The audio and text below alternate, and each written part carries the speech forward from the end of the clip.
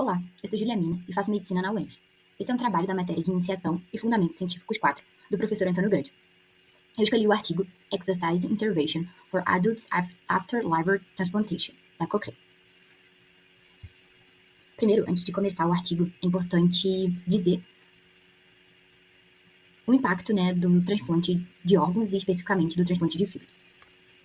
Em 2024, teve a notícia de que o Brasil registra o maior número de transplantes de órgãos em 10 anos, no ano de 2023, E no ano foi realizado 4.514 cirurgias e o transplante de fígado ficou em segundo lugar, com 1.777 cirurgias e somente atrás do transplante de rim. Além disso, também é necessário destacar a importância do exercício físico.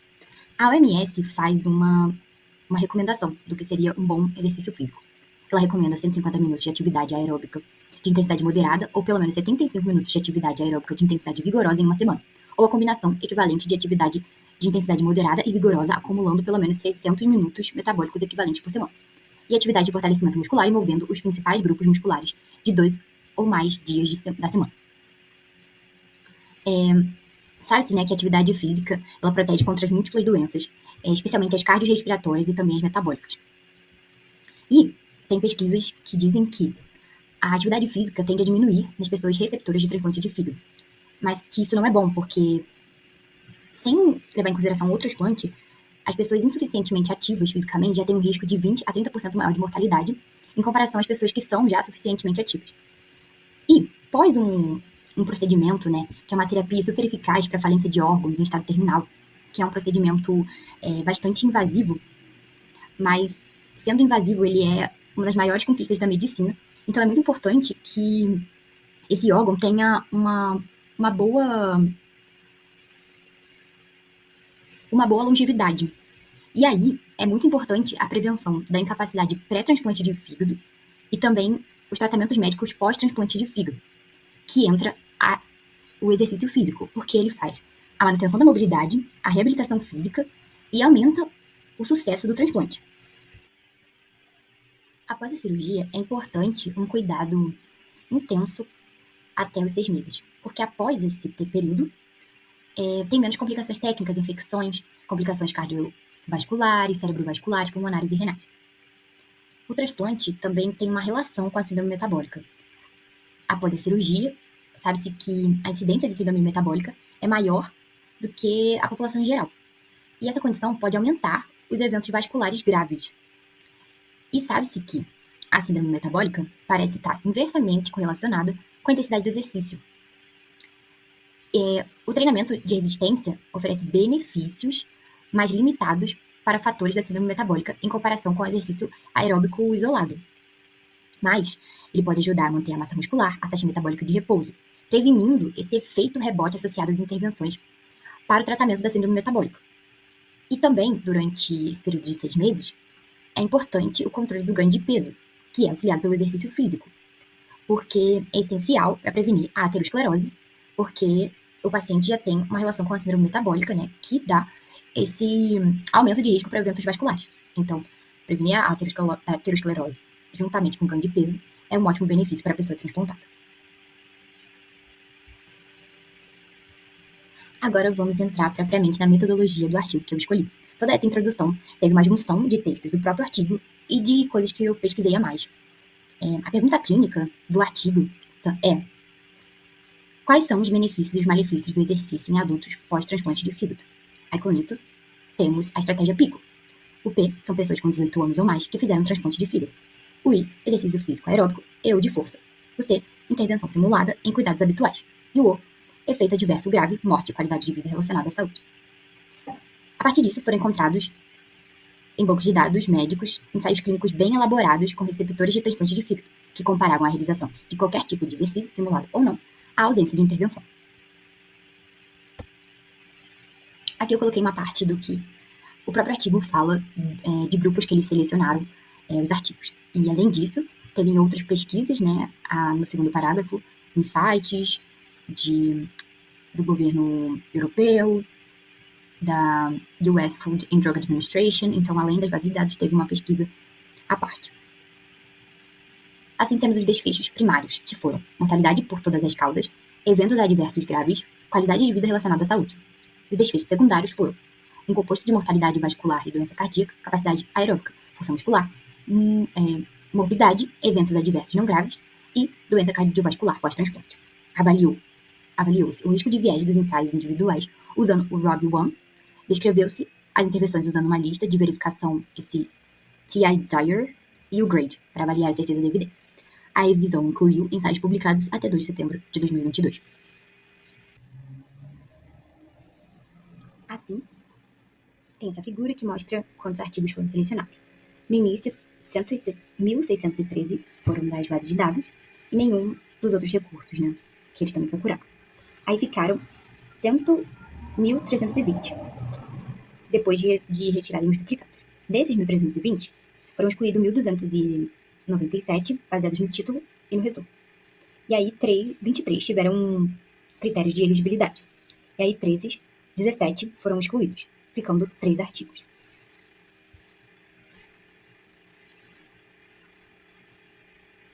E os 3 artigos avaliaram várias intervenções, exercícios aeróbicos, ou baseados em resistência, ou os dois. Diferentes tipos de supervisão e formato. Eram supervisionados ou não, eram exercícios individuais ou em grupo. Aí, o exercício aeróbico se referia à atividade física repetitiva e estruturada, que requer, né, a utilização do oxigênio. E o exercício aeróbico é um exercício baseado no aumento do fluxo sanguíneo nos músculos e para fortalecer o sistema cardiovascular e os pulmões. O exercício de resistência é uma atividade para melhorar a aptidão muscular, exercitando os músculos, né? E, diferente de outras formas de treinamento, estavam inclusos, né, uso de pesos livres, aparelhos de musculação, faixas de resistência e peso do próprio corpo. E os testes foram realizados em casa ou no hospital. 2 desses ensaios receberam financiamento. Um pelo National Center for Research Resources e o outro pelo Instituto de Saúde Carlos III. E eles também identificaram que tinham 3 ensaios em andamento. Nessa tela temos o resumo das conclusões dos resultados que eles tiraram desses 3 artigos. Então, na primeira linha, temos mortalidade por todas as causas no final da intervenção, que foi um intervalo de 2 a 10 meses. A partir dos dados, temos que houve um aumento no risco de mortalidade no grupo que fez exercício, mas também tem que se levar em consideração a variação no intervalo de confiança, que é alto, e a baixa qualidade das informações, que impedem conclusões, como está escrito ali nos comentários. Um estudo relatou 6 mortes, 4 no grupo de intervenção e 2 no grupo de cuidados habituais, mas não relataram as causas da morte. E no segundo estudo, teve relato de 2 mortes, ambos no grupo de intervenção, e as causas da morte foram trombose da artéria hepática e sepse, que foram diagnosticadas na presença da falência de múltiplos órgãos na primeira semana pós-transplante, com a complicação da cirurgia. Então, os dados são bem escassos para se ter realmente a afirmação desse dado. Na segunda linha, a gente tem efeitos adversos graves, excluindo morte. E aí a gente não teve ausência de dados significativos. Na terceira linha, qualidade de vida relacionada à saúde, com a escala SF36, né, no final das intervenções administradas. Nessa linha, a gente tem a diferença média, né, o LD, que foi de 10,56 mais alto, né? Então, significa que os pacientes que realizaram o exercício têm 10,56 de melhoria na escala. Só que o MD inclui o 0. E aí, não se tem uma certeza sobre o efeito real, né, desse dado. A capacidade aeróbica é a mesma coisa. Teve um MD 0,8 mais alto, que indica uma possível melhoria na capacidade aeróbica, só que também não se pode ter certeza sobre o efeito real, né, porque inclui o 0. O mesmo aconteceu com a força muscular no final do período que foi administrado as intervenções, que está na outra linha. O MD foi de 9,91 mais alto, que significa que quem fez exercício teve uma 9,91 de melhoria na força, só que esse dado também não pode ser afirmado, porque inclui o 0. Então, não é uma incerteza real. E na última linha, tem efeitos adversos não graves. Todos os ensaios escreveram que não houve efeitos adversos associados à intervenção de exercícios. Então, esses foram os resultados. Eles tiveram uma certeza de evidência muito baixa, praticamente em todos os resultados. Nesse slide, tem a avaliação do risco de viés. Na figura 2, mostra a distribuição do percentual e do risco de viés em diferentes categorias metodológicas, juntando todos os estudos. E aí, no primeiro tópico, a gente tem ocultação da alocação, depois, geração da sequência aleatória, cegamento de participantes e equipe, cegamento dos avaliadores e desfecho, dados incompletos, relato seletivo de desfecho e outros vieses. E aí, o primeiro tópico de ocultação da alocação é classificado com baixo risco de viés. Os outros 3 seguintes são classificados como um risco incerto de viés. Os outros 2 seguintes, alto risco de viés. E o tópico chamado outros vieses é classificado como risco incerto de viés.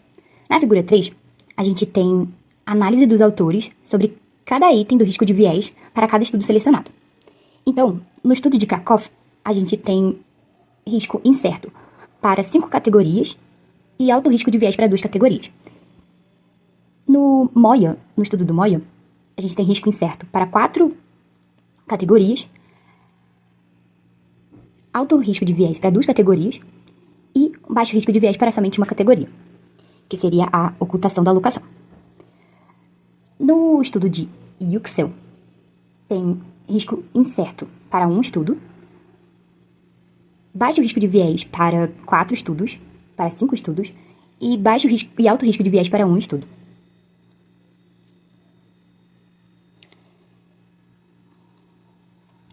Os gráficos indicam preocupações metodológicas significativas, especialmente quanto à falta de cegamento e o relato seletivo dos desfechos.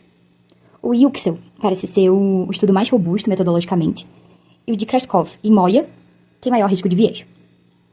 Todos esses fatores fazem com que tenha incerteza na evidência dos achados e fazem os estudos serem menos confiáveis, e isso resulta na necessidade de mais estudos com investigação mais rigorosa. Na análise 1.1, temos o desfecho de todas as causas de mortalidade. Esse gráfico só representa o que já foi dito anteriormente na tabela, e todos os outros que vierem também só estarão representando visualmente o que já foi dito. Nesse desfecho, é um dado dicotômico, né, as causas de mortalidade. E aí, o diamante encostando no 1 representa que todos os desfechos de mortalidade não é estatisticamente significativo comparando os estudos. E que os dados são muito incertos para determinar se o exercício impacta na mortalidade após um transplante. Então, a partir disso, mais estudos precisam ser efetuados para que venha comprovar isso ou não. Na tabela 1.1, a gente tem o desfecho de qualidade de saúde pelo questionário SF36. E temos o diamante encostando no 0, que não é estatisticamente significativo, né? Dizer que houve melhoria na qualidade de vida das pessoas após o transplante fazendo exercício físico. Que esse efeito pode ter sido ao acaso. E esse dado também não é dicotômico. Na análise 1.3, o desfecho é a capacidade aeróbica. Também o diamante está encostando no 0. E aí indica que o exercício pode ligeiramente melhorar a capacidade aeróbica, mas também a evidência é muito baixa. No gráfico da análise 1.4, o desfecho é a força muscular. E, novamente, o diamante tocando no 0. O exercício pode melhorar a força muscular após o transplante de fígado, mas a evidência também é muito baixa. Ou seja, também a diferença entre os estudos não é estatisticamente significativa.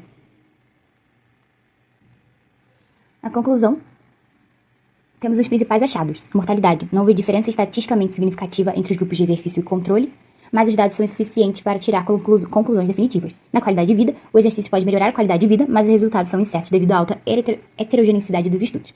A capacidade aeróbica melhora no grupo de exercício, mas não tem significância estatística. A força muscular também tem possível aumento no grupo de exercício, mas sem evidências conclusivas. Temos as limitações do estudo, que é alto risco de viés nos estudos incluídos, especialmente devido à falta de cegamento e ocupação da alocação, pequena amostra, reduzindo a confiabilidade dos achados, falta de padronização nos métodos de avaliação do desfecho. A análise sequencial dos ensaios clínicos mostrou também que dados disponíveis são insuficientes para estabelecer conclusões definitivas. E assim, embora o exercício possa ter benefício para os pacientes pós-transplante hepático, as evidências são frágeis diante desses estudos. E também eles são de baixa qualidade. Então, são necessários mais ensaios clínicos randomizados, com maior rigor metodológico para determinar a real eficácia dessas intervenções. Obrigada, essa foi minha análise. E lembrando, seja um doador de órgãos, converse com a sua família. Isso é muito importante. Obrigada.